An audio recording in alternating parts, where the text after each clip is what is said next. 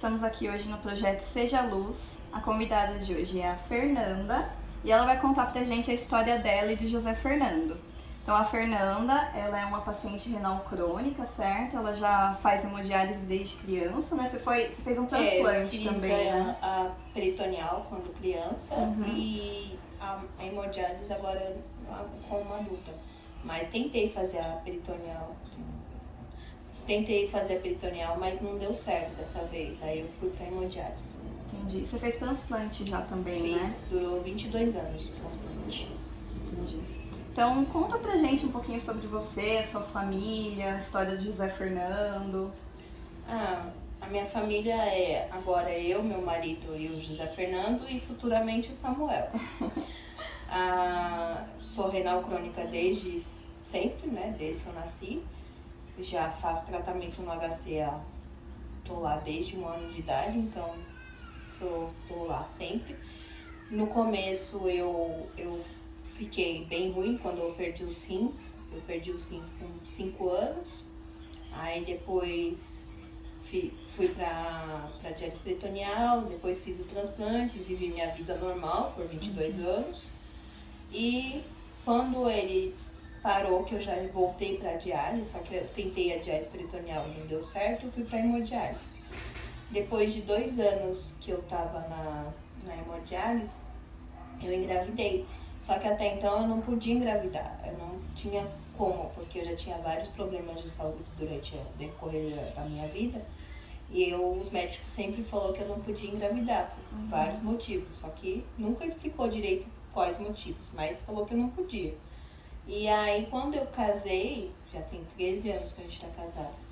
Quando a gente casou, a gente entrou na fila de adoção para adotar uma menina e um menino. Mas os planos de Deus mudou, né? Porque eu não adotei nenhum nem outro e acabei tendo 2 filhos. Agora, com o José Fernando, foi um susto, porque eu não imaginava que eu podia engravidar. E do nada eu apareço grávida, aí eu falei, tá bom, né? Só que foi bem confuso, porque logo no primeiro dia do pré-natal, a médica do pré-natal, junto com a médica da educação, falou assim que, tenho 2 notícias pra te dar, uma boa e uma ruim. Aí eu falei, começa pela ruim, né? Porque pelo menos depois melhora um pouco. Aí ela pegou e falou assim, não é um bebê, é um tumor. Não é um feto, né? Porque eles chamam de feto. Não é um feto, é um tumor. Aí eu, como? Aí eu, tá, mas e a boa? Aí ela, tem batimento cardíaco. Aí eu, mas como assim? Não é um bebê, não é um feto e tem batimentos cardíacos. Aí ela falou, não, porque como você tem muitos nódulos no ovário e no útero, no ovário, pode se considerar uma mola. Aí eu falei, tá, mas o que é? Me explica direito, né? Aí ela falou, essa mola, ele é um tipo de um tumor, aí ela me mostrou lá os nódulos no ultrassom, e ela viu o batimento cardíaco, tava lá pulsando eu falei, mas Como? Aí ela falou assim, então, esse bebê que pode ser que seja um tumor, ele não desenvolve, ele chega até os 3 meses sem desenvolver. E então, normalmente a gente tira, né, não continua a gestação, porque não vai desenvolver. Aí eu, como assim não vai desenvolver? Se tem batimento. Se você mal colocou o negócio na minha barriga, você já falou que é sem chamar médico, que era uma residente, tudo bem. Eu confio nos trabalhos deles, porque eles estão lá pra... E era R4, então, tipo, já tava um tempo. Eu falei, não, tudo bem, mas eu quero que vocês me expliquem. Chama a professora, chama o seu responsável e me explica. E convença. Aí ela chamou um especialista, o professor dela chamou uma especialista em mola, chamou uma médica de fora, porque não tava lá no hospital, eles chamaram uma especialista de fora em tumores, e tanto com mola como tumores. E aí ela fez todos os exames, tudo, me viu, tudo.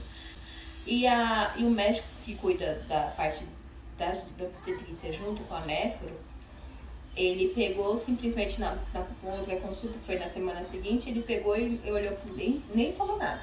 Ele olhou, ele sentou, vamos marcar a cirurgia pra amanhã. Eu, como assim, que cirurgia? Pra tirar. Eu falei, não, doutor, não vai tirar. Ele, como não? Eu sou seu médico. Eu falei, tudo bem? Eu sei que você é meu médico.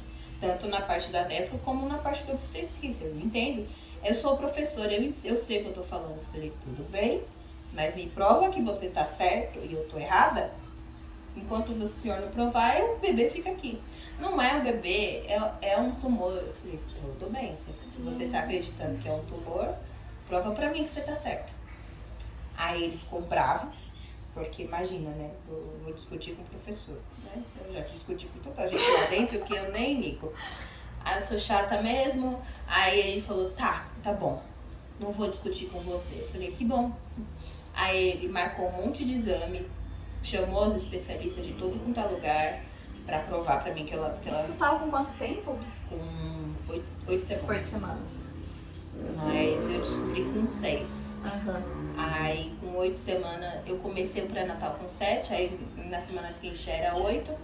Aí ele falou isso, aí foi das 8 semanas até o 12 para 13 semanas, pra ele provar pra mim que ele tava errado, que ele tava certo.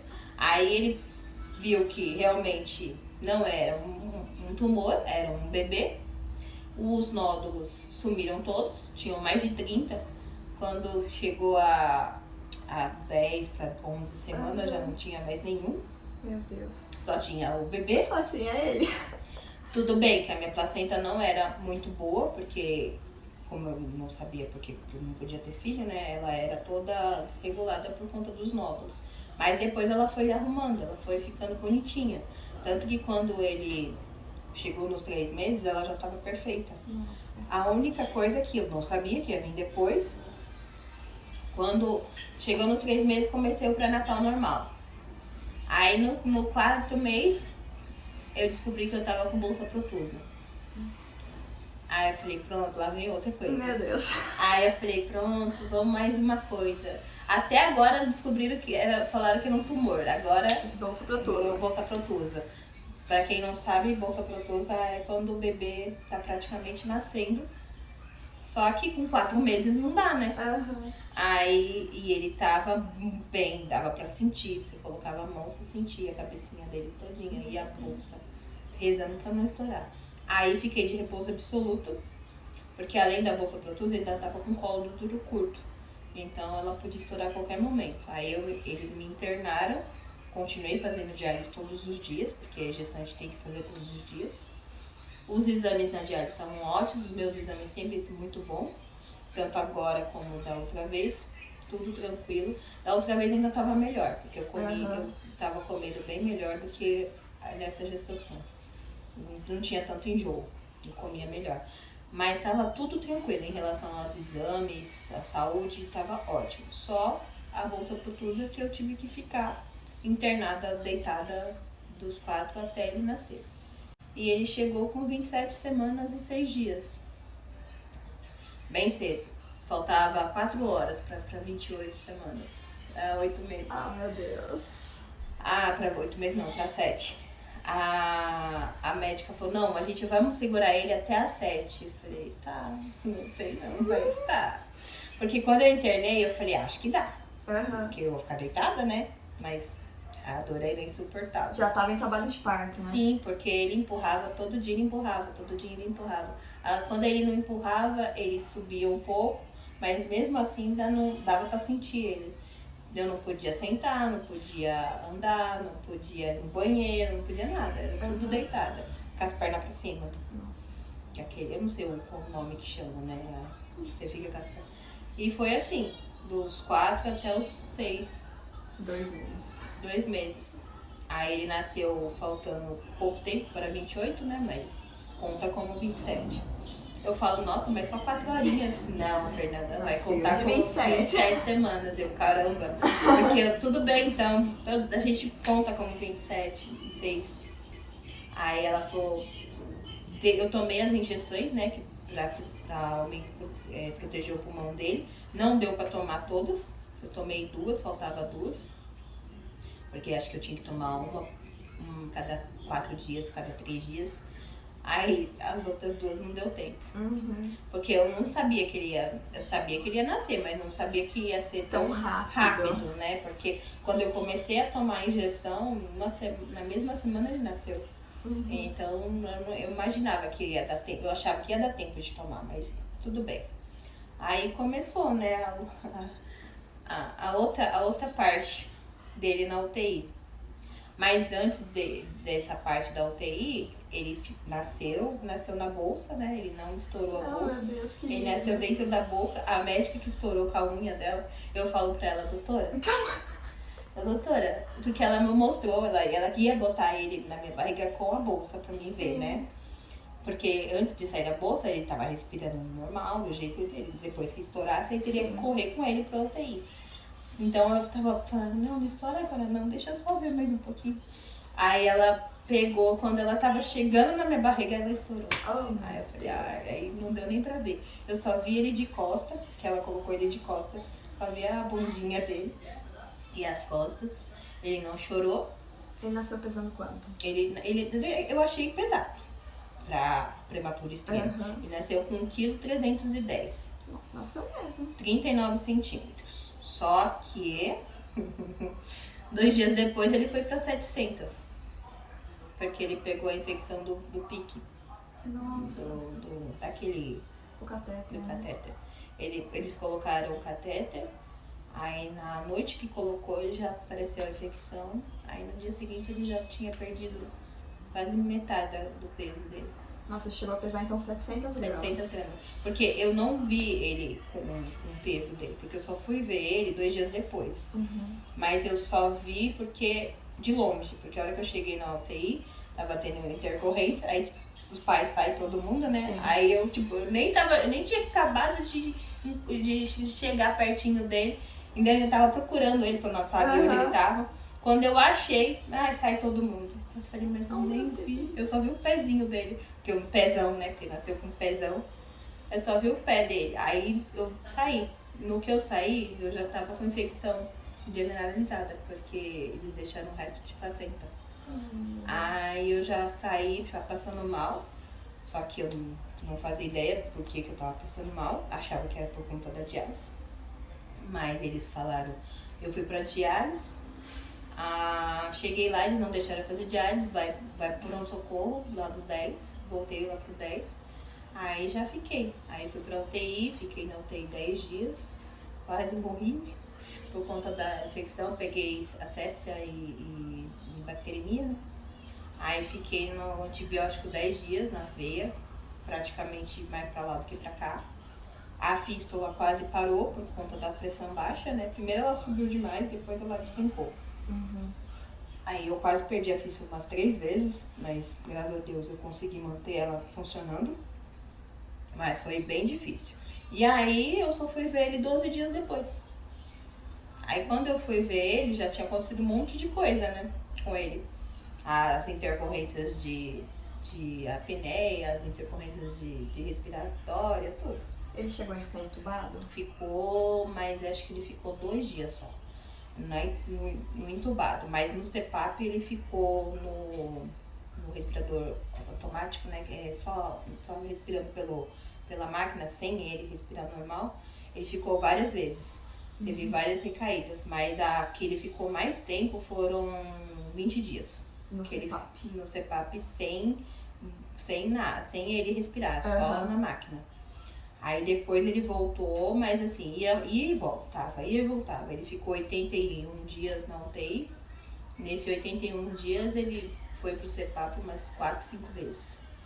Tanto que quando eu voltei a ver ele, quando eu fui lá, ele não tava. Ele só tava no respirador normal. Aí quando eu voltei, ele já tava no CPAP. Aí foram me explicar que ele teve várias recaídas, tudo. E que ele ia ficar na máquina para respirar para poder ajudar o pulmão dele. E ele demorou. Nessa primeira vez ele ficou mais de 20 dias. Aí depois foi diminuindo. Ficava uma semana, ficava 10 dias. Ia diminuindo até ele conseguir ficar só no oxigênio mesmo, Mas ele vivia arrancando tudo, né? Ele arrancava os acessos, ele arrancava as coisinhas do olho, ele arrancava tudo. Até o pique ele arrancou uma vez. Eu falei, meu Deus do céu. Aí eu falei isso, não só ria, né? Ele só ria. Mas arrancava as coisas tudinho, dormia bastante também. Ele não chorava, vocês sempre falavam que ele era o que menos chorava. E eu não ouvi ele chorar também, nenhuma vez. Uhum. A única vez que eu ouvi ele chorar foi naquele exame da cabeça que ele fez, que acho que tem que abrir o olho, né? Ele fez aquele exame da... o fundo de olho esse. Aí esse ele chorou, esse eu ouvi ele chorar. Falei, olha, ele sabe chorar. Porque esse ele chorou, nossa senhora. E depois o da cabeça também, porque ele teve 2 derrames, né? Foi grau 1? Foi, mas teve 2. Então, fala pra gente sobre a internação do José Fernando. Qual foi a parte mais difícil pra você? A parte mais difícil da internação dele foi as recaídas. Então, mas assim, não em questão de ir pro CPAP ou da parte respiratória da apneia, que ele teve muitas, mas a parte de explicar pro Irailson, né? Porque ele ficava muito nervoso. Tanto que no começo ele não sabia. Quando tava os aparelhos, ele não sabia ver nada, então tudo eu ficava mais tranquilo. Mas depois, com o tempo, ele foi aprendendo, aí ele ia ficar nervoso. E passava pro José Fernando, e o José Fernando começava a ficar mais nervoso ainda. Apesar que ele era um bebê, mas ficava. Você passava. Quando a gente não tem paciência, a gente acaba passando nervosismo pros nenéns. Então eu falava pra ele, calma, ele vai melhorar, só espera. Aí ele falou, mas você não vai fazer? Eu falei, não, as enfermeiras estão aqui, as médicas estão aqui, elas fazem. E era só apitar, aparecia alguém, então fica tranquilo. Quando tinha alguma coisa mais séria, elas mandavam a gente esperar lá fora. Mas foram poucas, graças a Deus. Normalmente ele, né? Porque eles não falavam, não, pode ficar. Agora o Irailson, ele sempre me pedia pra sair porque ele não ficava calmo. Aí eu ficava mais preocupada com ele do que com o José Fernando. Aí eu falei, oh, meu Deus, dá mais trabalho o pai do que a criança. É que você ficou muito tempo em hospital, então acaba que lidar com tudo isso é um pouco mais fácil pra você. Tanto que a primeira vez que ele teve a apneia na minha frente, eu fiquei super tranquila. Tudo bem. Eu só olhei pra enfermeira, eu nem lembro quem tava, mas tava uma próxima, ela veio, começou a massagem, né? Estimular, né? Estimular. Demorou acho que 1 minuto e pouquinho, mas ele voltou, aí ficou tranquilo. Daqui a pouco teve outras de novo, mas... Aí até o Irailson acostumar com essa rotina, né? Sim. De tensa, depois ele começou a ficar mais calmo, mas dava mais trabalho. O José Fernando, ele era muito tranquilo, ele dormia muito, né? Ele não chorava, a gente não via ele chorar. Ou ele tava rindo, ou ele tava dormindo. E teve alguma coisa que você ouviu ou que alguém fez por você que te ajudou a passar por essa fase? Teve as meninas, né? As outras mães. As mães, a gente chama nosso grupo de as superpoderosas, porque a gente somos 18. A gente tem o grupo ainda. A gente acompanha as crianças, já estão tudo grande, né? Agora. Mas somos em 18 mães.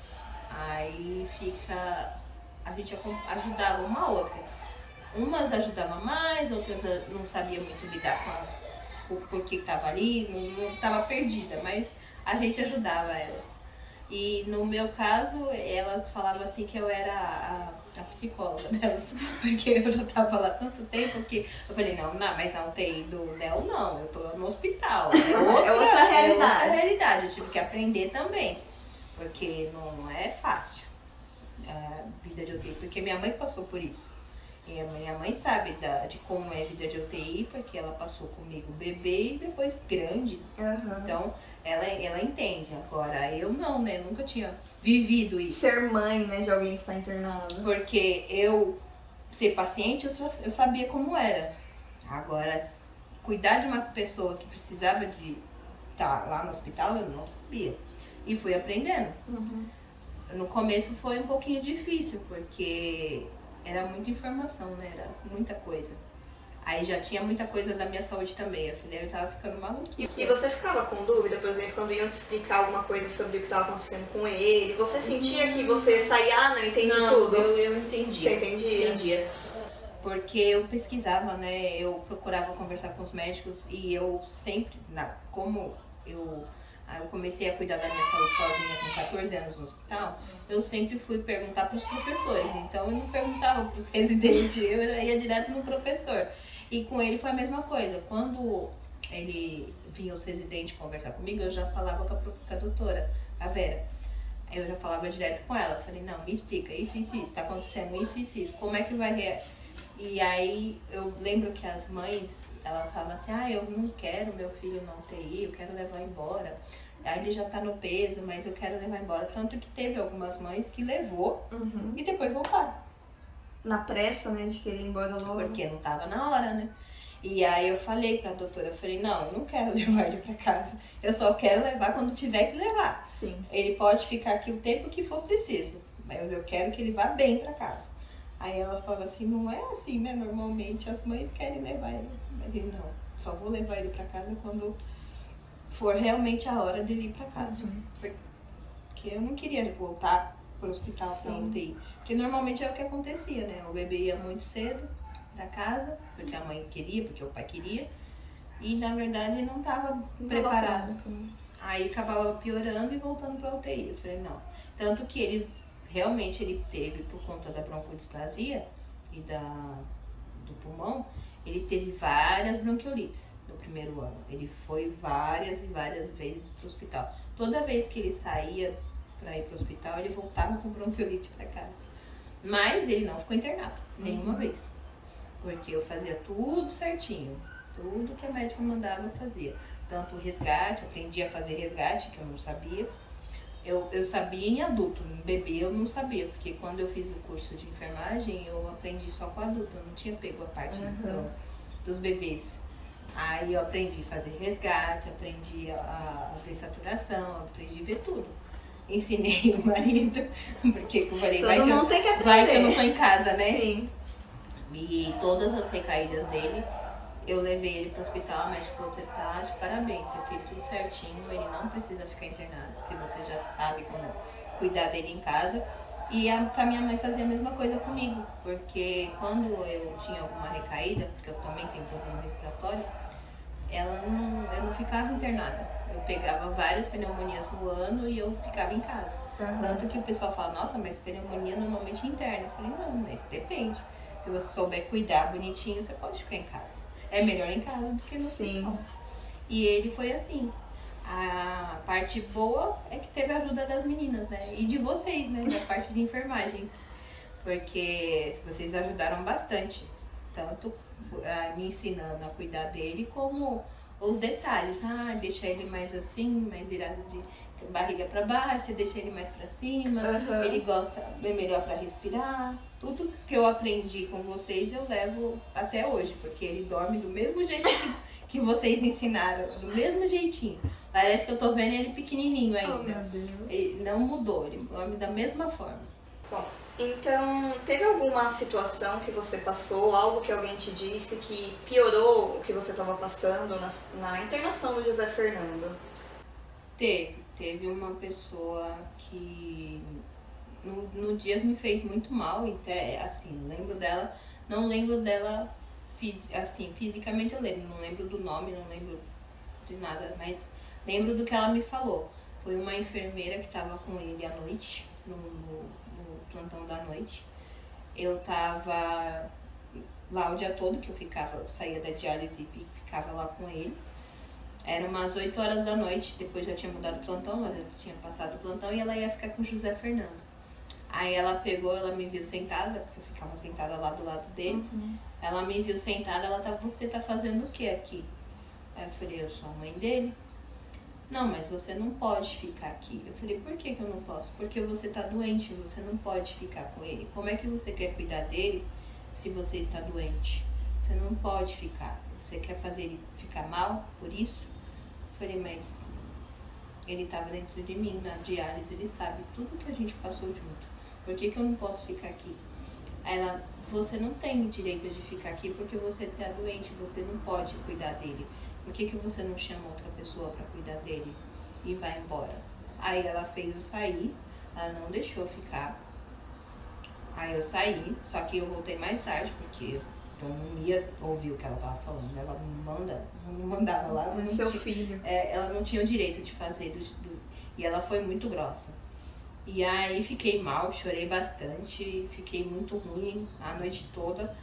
Eu voltava para casa, mas eu esperava mais ou menos 1h da manhã, que era a hora que ele começava a dormir mais pesado. Que eu esperava ele dormir mais pesado para poder vir embora, porque eu sabia que ele ia dormir. Mas ela não deixou entrar. Aí eu esperei ela ir pra janta, no horário dela jantar lá. E aí eu voltei lá pra dentro. Mas fiquei ruim, fiquei bem mal. Depois, no dia seguinte, as meninas, as minhas amigas, as outras mães, me viram chorando e foram perguntar o que aconteceu. Eu expliquei pra elas. Elas chamaram a assistente social e a psicóloga. Aí elas conversaram comigo. E depois não deixaram mais a enfermeira cuidar do José Fernando. Eu não vi mais ela. Mas ela ainda continua lá. Agora eu não sei, mas ela continuava, mas eu não cuidava mais do José Fernando. Mas eu fiquei muito chateada, muito decepcionada. Porque ouvi na diálise, ouvi de pessoas que não me conhecem, você tá doente, você é doente. Pra mim nunca me afetou. Agora, vindo pra profissional de saúde que tá ali para cuidar das pessoas, das crianças, e falar para mim, você não pode ficar aqui porque você tá doente. Renal crônico, doença renal não é doença, você se sente doente porque você passa por várias recaídas, idas e vindas, mas eu tava bem, eu não tava ruim, eu não tava com alguma doença transmissível, eu estava bem. Só que eu queria estar com ele, porque eu sou mãe, eu queria estar ali com ele. Sim. E ela, não, você não pode ficar aqui. Uma coisa que, até um dos objetivos do que a gente está fazendo aqui é justamente isso, é que as pessoas consigam ver o lado de vocês e entender um pouco, porque vocês já passam por uma situação muito difícil. É uma ruptura, porque quando você tem um filho, você pensa em levar ele para casa, você planeja tudo. Você não imagina que você vai voltar para casa e ele não vai estar com você. Ele vai ficar. Então eu tentava o máximo possível de ficar com ele lá enquanto ele estava acordado, mesmo que ele não falasse, que ele não se mexesse, mas eu sabia que ele estava acordado. Eu tentava conversar bastante, eu sempre conversei muito com ele, para ele ter calma, para ele ter paciência, que isso ia passar, que ele era muito guerreiro, que ele era sempre muito forte, ele passava por tudo, todas as recaídas dele. E aí vem essa. E no dia da alta, você sentiu que você estava pronta para levar ele para casa? Pronta não, porque eu tava naquela insegurança, porque ele foi com oxigênio, né, pra casa. Então assim, eu já sabia cuidar, já sabia ver tudo bonitinho, mas eu pensei, vai ter a primeira crise, né, vai que ele tem alguma crise de madrugada, ou vai que tem alguma recaída de saturação em casa. Lá não tem monitor, né, em casa. Tudo bem que eu comprei tudo, comprei comprei um monte de coisa, mas graças a Deus só usei nas bronquiolites. Durante nos dias normais não precisou. Ele arrancava oxigênio todos os dias, toda hora, principalmente quando eu tava dormindo. Eu não sei porquê, acordado ele não arrancava, mas dormindo ele arrancava. Olha só. Eu só sentia o barulhinho do oxigênio errado, porque ele sempre dormiu no quarto dele. Ele só dormiu no nosso quarto nos 2 primeiros dias. Mesmo com oxigênio, ele foi pro quarto dele. Aí, e o meu cachorro ficava de olho, porque ele falava, quando o José Fernando chegou, ele dormia só na porta do quarto, pra ficar de olho. E qualquer coisa, um movimento errado, ele já ia chamar a gente, parecia gente grande. Mas eu escutava, mesmo de noite. Quando ele tirava o oxigênio do nariz, fazia o barulho, eu já ia lá e já tava... Mas assim, quando ele tava bem, normal, eu botava o oxigênio e ele voltava a dormir. Agora, quando tinha as crises de bronquiolite, não, né? Aí... Ficar mais de olho, né? Mais de olho, ficava a noite inteira com ele, porque ele não... A saturação caía demais, ou tinha que fazer os resgates e depois, às vezes, não funcionava, tinha que correr pro pronto-socorro. E normalmente é de madrugada. Todas as vezes que a gente correu com ele por conta da bronquiolite foi de madrugada. As médicas lá do PS já até sabiam o nome dele completo, meu nome, já entrava direto, porque ele falou, não, ele já chegou de novo. Teve semanas que eu fui umas 4, 5 vezes. Nossa. Porque o resgate não funcionava em casa, que é o de 1 hora, né? Aquele resgate de oxigênio, bombinha e prednisona, não funcionava, eu tinha que correr com ele. Mas passou. Passou essa fase, né? Foi só um ano, a parte mais crítica, né? Depois teve, agora ele tá com 5, ainda tem, mas agora é mais tranquilo. Tá Agora, maiorzinho já. agora é mais asma, né? Porque não deixa de ser bronquiolite e começa a virar asma. Porque ela falou que a partir dos 2 anos não é mais bronquiolite, vira asma. E agora, além da asma, ele tem bronquite, sinusite e rinite. Tudo zite.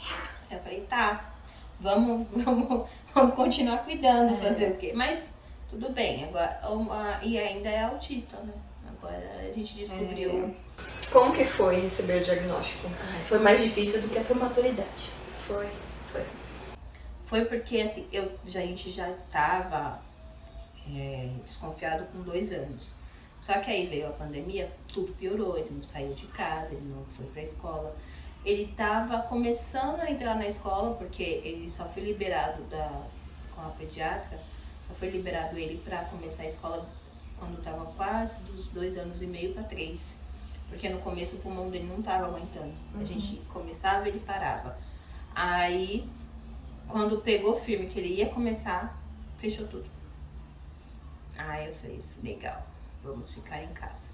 Só que aí ele começou numa fase que era pra falar, ele sempre falou muito, ele sempre conversou super, ele começou a falar antes de andar, mas do nada ele parou, ele começou a enrolar demais pra falar, tanto que a gente achou que ele tinha tido outro derrame, por conta do nervosismo, que ele começou a ficar muito nervoso, e aí a gente foi vendo as características, né, de brincar, de comunicação, de socializar com as crianças, com os adultos. Ele não socializava, ele só socializava com as primas só, mas nenhuma criança. E aí foi observando, só que como a gente estava muito dentro de casa, a gente só observava mais quando saía para ir pro médico, né, porque ele só saía de casa para ir pro médico. E aí o diagnóstico demorou uns 2 anos para sair mesmo, para ter certeza que era autismo. Aí com 4 anos foi diagnosticado mesmo. Hoje é 13, dia 17, agora vai fazer 1 ano que o diagnóstico saiu. Aí, assim, agora eu já aprendi, porque quando eu comecei a desconfiar, eu já comecei a estudar, né? Já comecei a ir atrás, porque eu não deixo pra depois. Eu vou, ainda conversava muito com o neuro dele, porque ele passa com o neuro desde que nasceu. E eu converso bastante com ele, eu peço opinião, eu peço ajuda, eu peço pra ele me explicar como que eu tenho que agir. E ele já estava nas outras terapias, que era psicólogo e a fono, por conta dessa mudança de fala que ele teve com 2 anos. Que ele falava tudo e do nada começou a parar de falar. Ou falava enrolado. Aí eu comecei a estudar. Quando saiu mesmo o diagnóstico, eu já estava praticamente formada já. Aí eu falei, agora tudo bem, agora vamos explicar pra família, né? Porque entre nós 3 aqui em casa, o meu marido no começo não aceitou. Ele não quis aceitar, falou que o José Fernando não tinha nada, que isso era passageiro, que ele não tinha, que ele era uma criança normal. Eu falei, mas ele é uma criança normal. Autismo não é uma coisa de outro mundo. É só uma coisinha no cérebro que... É o jeitinho dele. Que muda, ele nasce com uma chavinha a mais na cabeça, que pra ele é tudo mais intenso. O que é uma coisa simples pra gente, pra ele é uma montanha. Tanto pra parte de fala, pra parte de comunicação entre outras pessoas, a parte de contato. Depende muito, tem hora que ele deixa, tem hora que ele não deixa. Então, eu falei, até explicar pro meu marido demorou um pouco.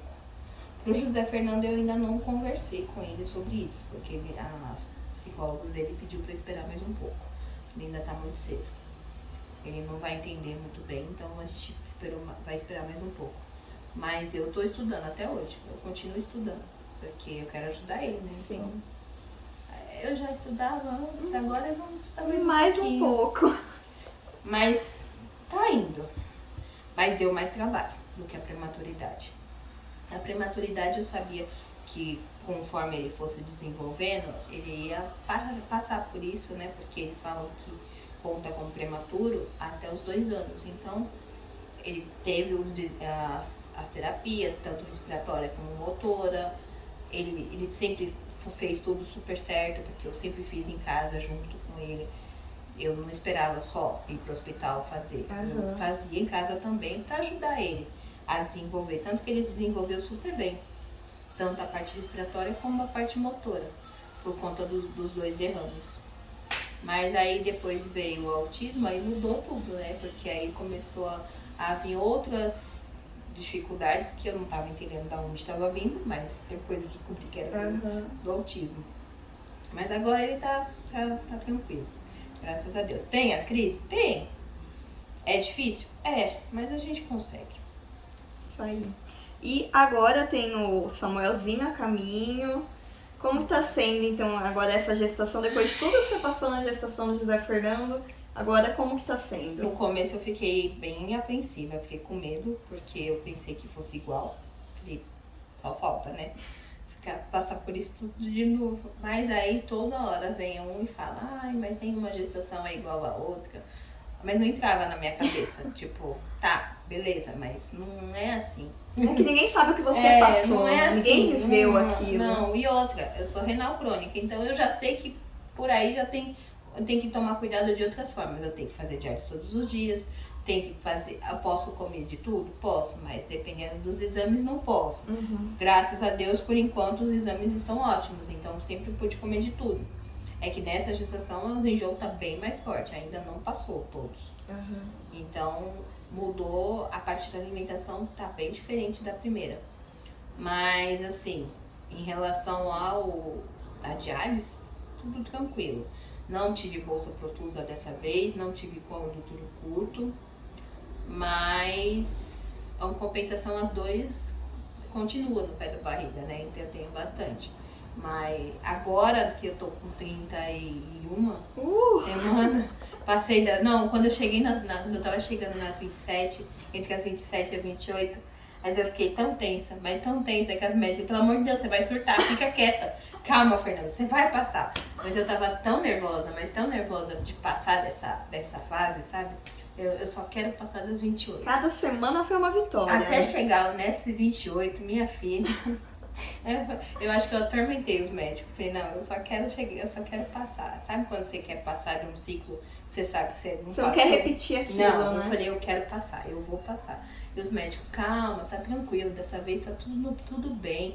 O ultrassom tá bem, ele tá bem, você tá bem. Não tem nada, mas mesmo assim, você fica. Claro. Eu não cheguei lá ainda, então deixa eu ficar quieta. Mas agora que passou, tá mais tranquilo. Mas ele já quer nascer, né? Ele já resolveu. É irmão de José Fernando. Ele já resolveu dar o sinal da graça. Tipo, oi, mãe, eu quero sair daqui. Mas não. Eu já conversei com ele. Você fica aí, porque o combinado nosso é até as 36. Então você sossega. Aí eu já comecei o repouso. Na verdade, nessa gestação eu já comecei o repouso bem antes. Porque eu falei, vai que, né? Sim. Com o José Fernando, eu não consegui fazer antes porque eu não sabia. Porque eu só soube da bolsa protusa no dia que eu internei. Que eu fui pra consulta e já fiquei. Eu fui pro ultrassom, nem fiz o ultrassom e já me internaram. Sim. E não me explicaram por quê também. Só você vai internar. Depois que eu fui entender o que estava acontecendo. Agora, dessa vez, desde o começo, eu não pego peso, eu evito ficar baixando e levantando, eu faço tudo do jeitinho que tem que fazer, que era para ter feito outra vez, mas ninguém me avisou. Foram me avisar quando eu já estava de repouso, mas aí eu já não ia fazer nada mesmo. E da outra vez eu não fiz nada em casa, não arrumei quarto, não arrumei nada, não arrumei roupa, não comprei nada, não comprei uma agulha pra ele. Dessa vez eu falei, quer saber? Vou comprar tudo antes.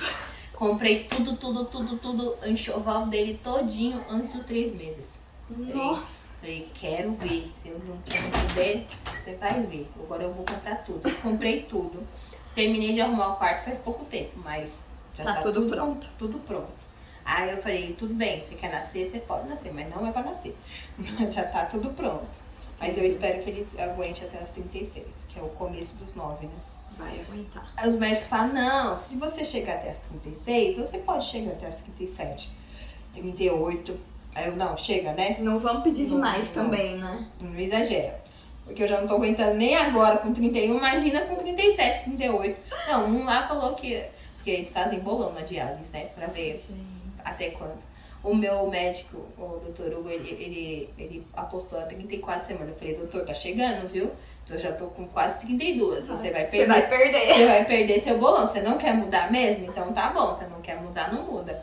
Mas aí tem 34, teve um 32. Eu quase dei na médica. Falei, não, 32 não. Eu falei 32, 34, 36 e 38. Ai, gente, bolão. Aí eu falei, ai, vocês são terríveis. Mas o povo lá é assim, tá? Diálise é tudo bagunçado. É tudo doido. Mas vamos ver. Eu espero que eu aguente até as 36.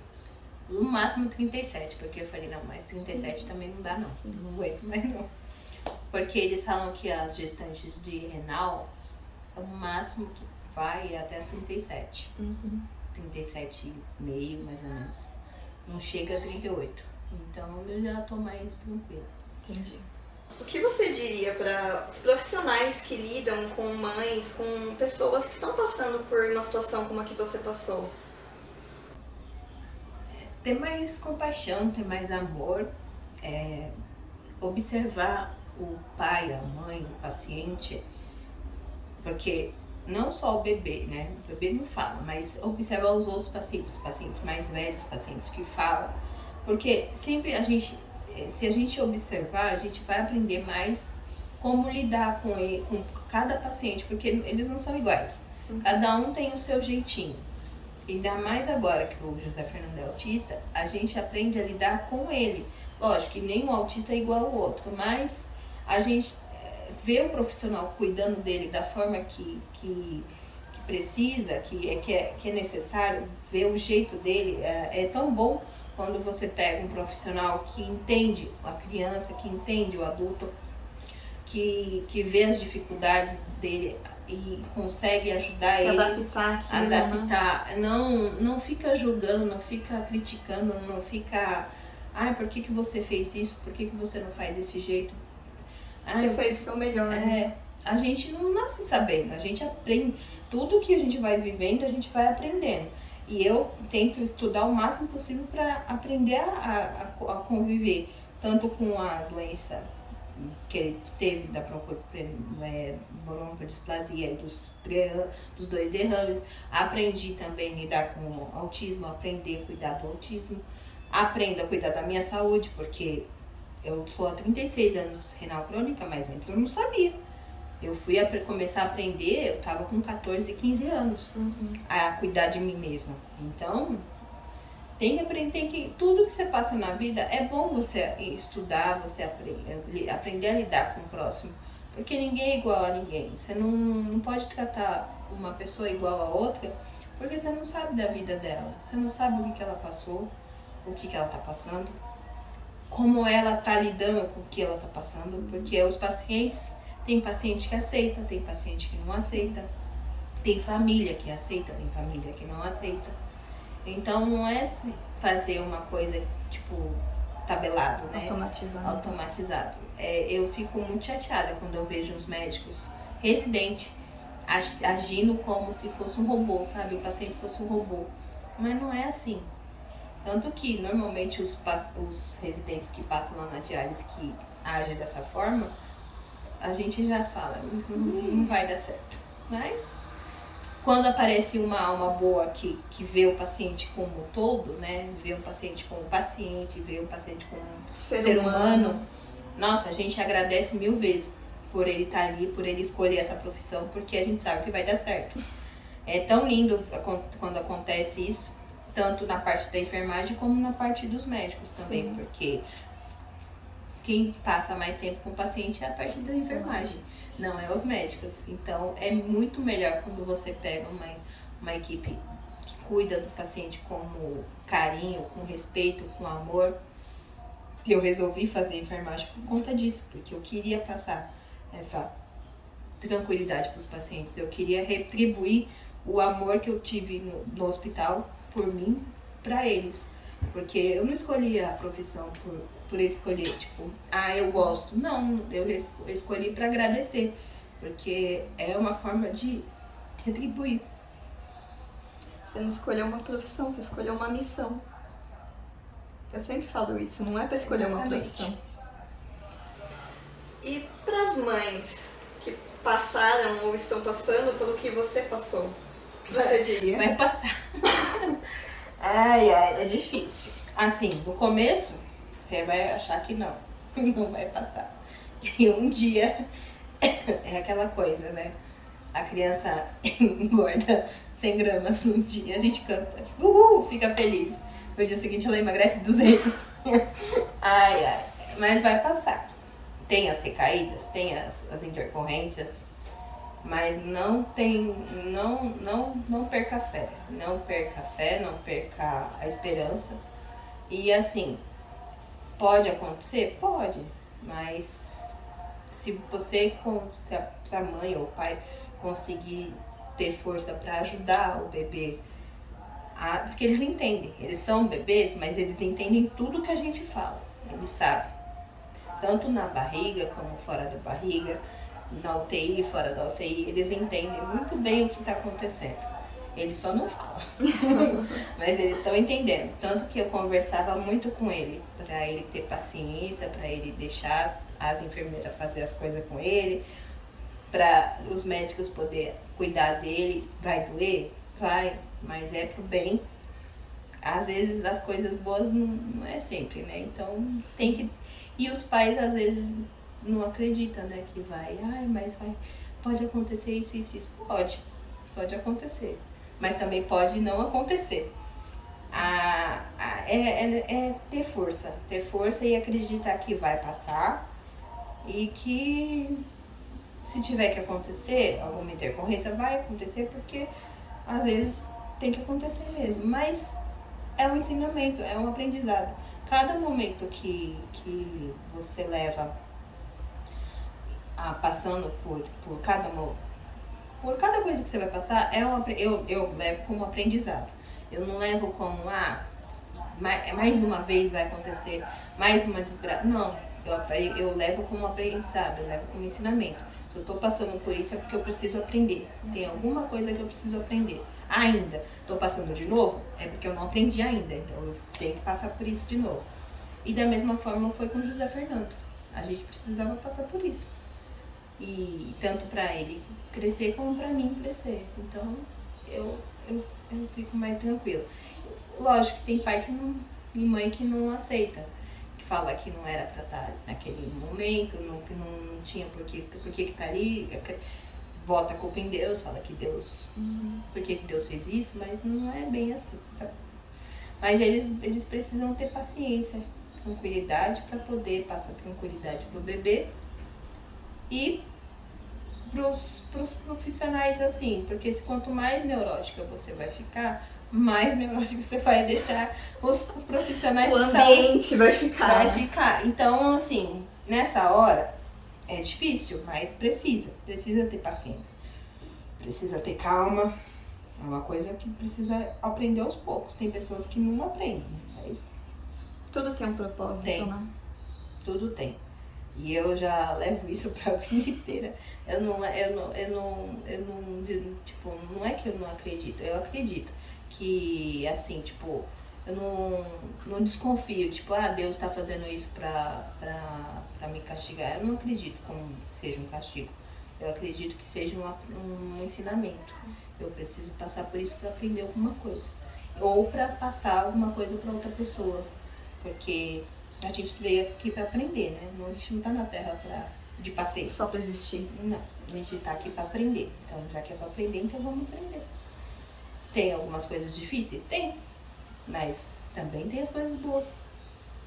Eu sempre levei a minha vida como essa parte, sabe? Tipo, já passei por tanta coisa que eu falei, não eu aguento mais uma. Já que eu passei por tanta, a gente já passa por mais essa.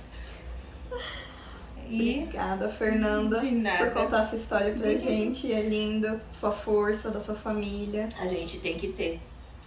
Eu acho que se não tivesse força de viver, de querer viver, eu já não tava mais aqui, não. Falei, porque tem muita gente que desiste, mas eu falei, não, eu tô aqui é porque eu preciso estar aqui, eu vou continuar vivendo, vou continuar lutando. Não pode ter várias e várias recaídas, mas eu vou passar por elas. Como eu já passei por muitas. E vou ensinar o José Fernando a passar, porque não vai ser fácil ele crescer como autista nesse mundo que tá de hoje em dia. Ele vai passar por muitas coisas aí. E eu vou tentar ensinar o máximo que eu puder pra ele pra ser mais tranquilo, não ser tão doloroso. Eu espero que ele consiga. Obrigada, viu? Obrigada eu.